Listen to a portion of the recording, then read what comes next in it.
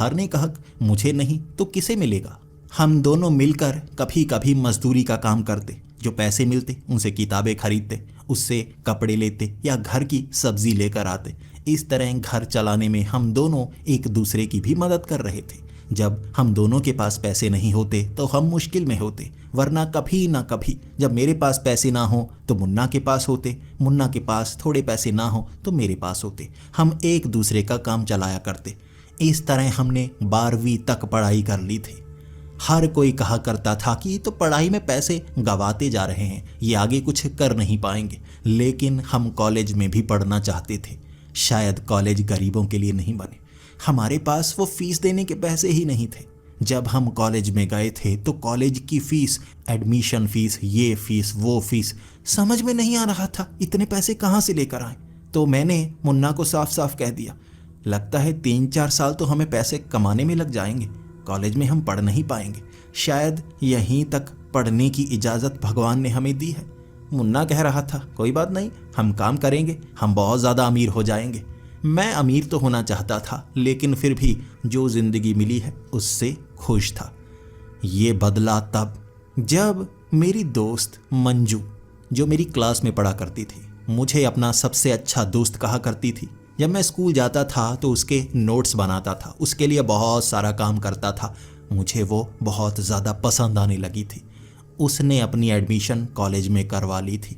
उसके पिता के पास बहुत ज़्यादा ज़मीन थी, फिर भी वो मुझे बहुत अच्छा दोस्त मानती थी और मैं उससे जैसे कब प्यार करने लगा पता ही नहीं चला। अब उससे दूर हो गया था।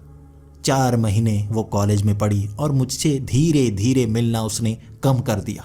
मैं उसे खोना नहीं चाहता था, इसीलिए मैं ज़्यादा मजदूरी का काम करता, इधर उधर के ढेर सारे काम करता, लेकिन ज़्यादा पैसे कमा नहीं पा रहा था। मुन्ना भी जितने पैसे कमाता सब मुझे दे देता। वो चाहता था कि मेरा प्यार टूट ना जाए। लेकिन 4 महीने बाद जब उससे दूरी मुझसे बर्दाश्त नहीं हुई तो मैं सीधा उसके घर की तरफ निकल पड़ा। मैं एक बार उससे बात करना चाहता था कि वो मुझसे मिलना क्यों नहीं चाहती।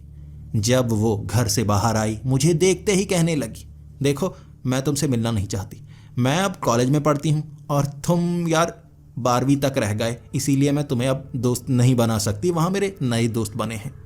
उसने एक एक करके इस तरह मुझे बेइज्जत करना शुरू किया कि मेरे चेहरे के सारे नूर उतरते जा रहे थे। अंत में उसने ये कह दिया था, देखो कॉलेज में तुम पढ़ने लायक नहीं हो तो वो कोशिशें छोड़ दो, और मैं जानती हूँ तुम मुझे पसंद करते हो, लेकिन मुझे भी तो नोट्स बनवाने थे, मैं क्या करती। अब पढ़ाई में अच्छी नहीं थी, मेरा ज़्यादातर काम तो तुम कर दिया करते थे, और देखो मैंने भी कभी तुमसे बुरी तरह से बात नहीं की। अब समय बदल गया है, मैं कॉलेज में पढ़ती हूँ और अब तुम्हें अपना दोस्त नहीं कह सकती। अगर कॉलेज में किसी को पता चल गया ना, मेरी बहुत ज़्यादा बेइज्जती होगी। ये सब कहकर उसने मुझे घर की तरफ भेज दिया था। मेरी आंखों के आंसू रुक नहीं रहे थे। ऐसा लग रहा था मेरी ज़िंदगी टूट गई हो, और वो दिन सिर्फ मेरे लिए ही ऐसा नहीं था। मुन्ना, उनके घर में एक भैंसिया हुआ करती थी। वो भैंसिया भी उस दोपहर मर गई और पता ही नहीं चला। उसे इंजेक्शन लगवाने थे, वो लगवा नहीं पाया।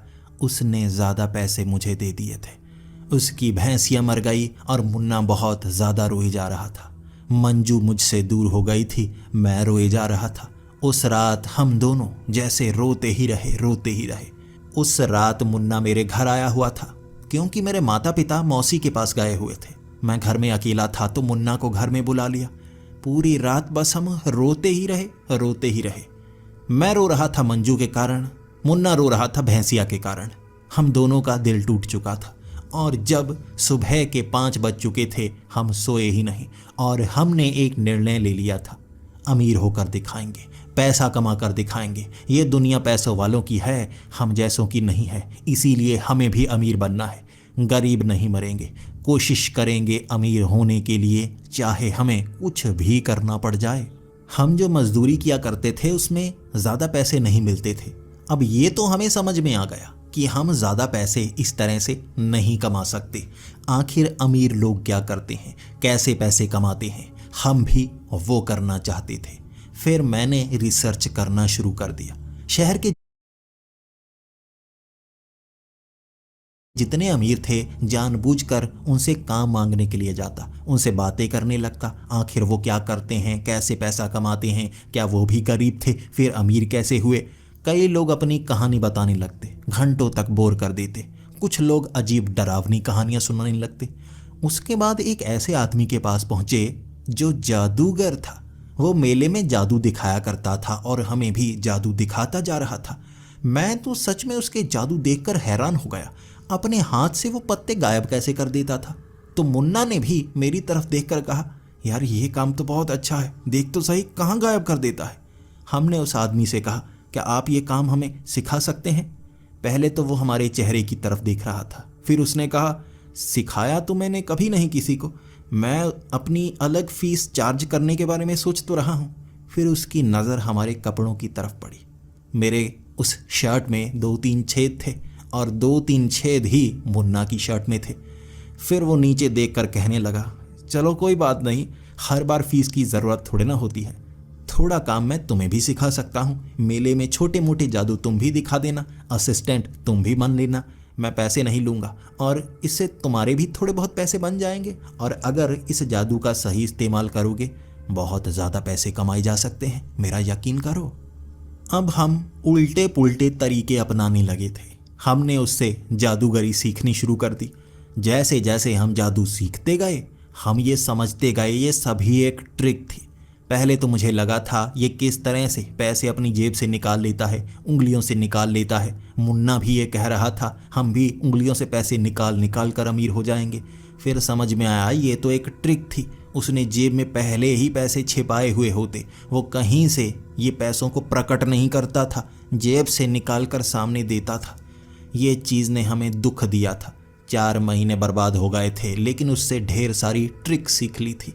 अब ये ट्रिक सीखने के बाद इसका इस्तेमाल कैसे करें हमें ये समझ